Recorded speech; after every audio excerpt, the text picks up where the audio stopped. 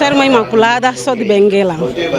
E eu deixo uma mensagem a todos os angolanos que esta língua, esta palavra é de todo o povo, toda a língua e toda... Olá, o sumo está a salvar muitas vidas, está a tirar muitas doenças. Eu sou exemplo próprio disto, porque eu tive criança que teve hérnia.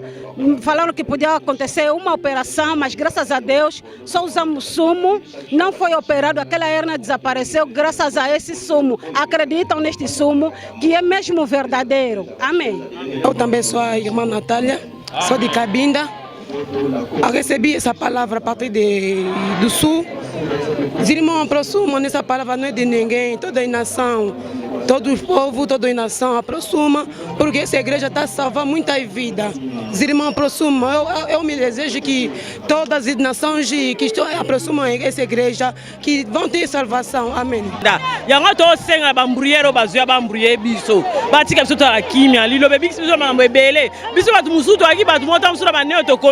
Mais grâce à l'Iloba Nzambe, grâce à J, yangote yokobika. Alors bandeko baolinga bakote bangamba liloba. Baza musika, batane liloba ezoyikana. Bandeko bakote bangamba liloba, ntuko batike biso to ya kimia. To apena posa ya kimia, batike biso moto Nzambe ala kimia pena ala kimia. To la posa fuma aumela lisuke ebele Nzambe besa suma yele ya ebele. To limbo kote bangamba biso to siki pena kimia. Bofana nie na ba église na bino, ya biso botike biso to ya pe kimia, poto la kade ya bien. Do to limpa mobulu eza sute. Donc qui est-ce qui beni twene kiaou mama kurutu keri mamu nunitu oba kuleka bumboti ko kadin kikima yani mosibu keser bobo donc ma kulu masukir munitu donc qui est-ce qui beni twene kia prophète konde ko ngola keni na mu qui est-ce qui sakri kita mona kutu mai goga ku imana kaka a importância do sumo de petróleo cura várias doenças, cura vários espíritos malignos dentro de nós, já nos salvou em várias circunstâncias, em tantas maldades que acontecem na nossa vida.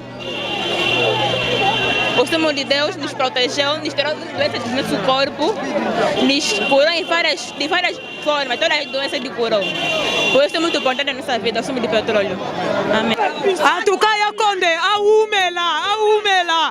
Ngai soki lino batembe siba kundanga kala. Yango papa umela na suki awa. Na bosala ki pela pona mwana o na tena mukongo. Mwana o so liloba te. Mbele na bota yete, mwana abimana loyembo. Na mona ki komba ko pesa yete. Na pesa koma prophète konde Paulo Dominique. En tout cas papa na nesengo makasi.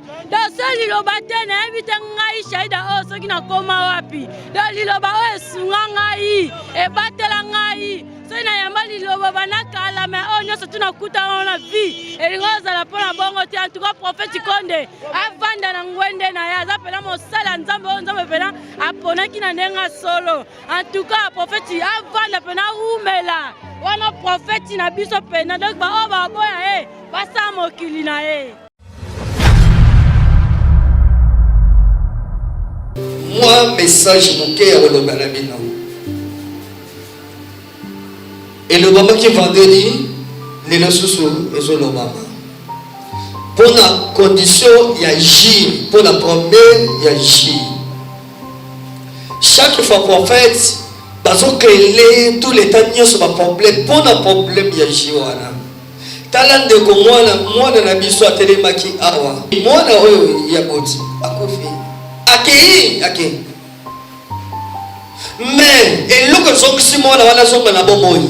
Koni azuishi aluki akamata na zolo atena matoyo atena mondoko mwana sani azo. Mais jiwana zobiki sa combien de bateaux bazobika pona jiwana. Siko pona bino prophète alors on agit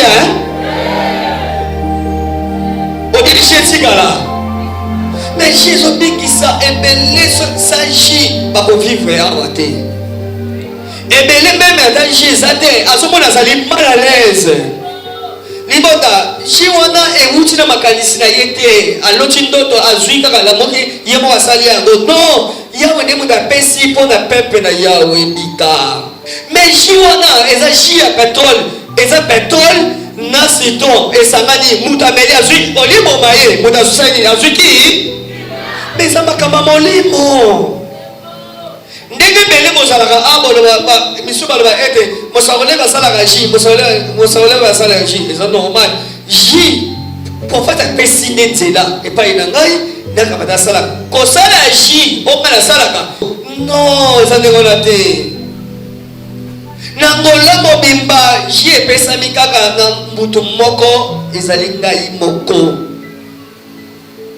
ngai mwana nasala kosala te nezo sitola kamona te ji eutaka Kinshasa ntango eyaka popati ye mokuna abondeli apesa ngo lipamboli ntango ezoya jamais ntango eyaka esangana basalisa mbala moko citron na pétrole eyaka nde wana te eyaka séparé citron à part pétrole à part sur ntango ekomaka awa nde ngai nde moto lokola alakisa ngai ndenge osala solution yango nde nasali solution ya koko ya nini ya citron na pétrole ndeli omeli obiki ndenge esalamelaka ji euta kuna na Kinshasa ye nasali solution yango awa ndenge forme ndenge yalakisaki nayeba osala amen libota mais ya kokoti eyaka déjà bien basala yango apatika kuna nasi basali solution nyonso eye awa batie na milangi babandi kopesa bino